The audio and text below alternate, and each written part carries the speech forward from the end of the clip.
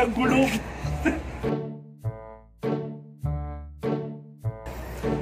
Gamot sa asin to, sir eh. Yan ang liwala ka. Oo, totoo nga. Ito. Gamot sa asin yan. Kung sarili mong tanim. Pero kung tanim ng kapitbahay at yung kuha ko, hindi gamot yan.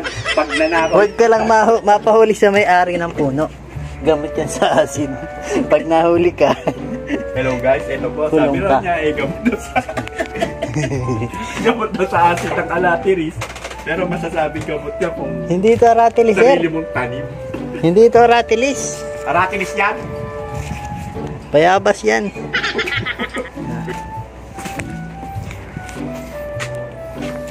Ito na siya, guys.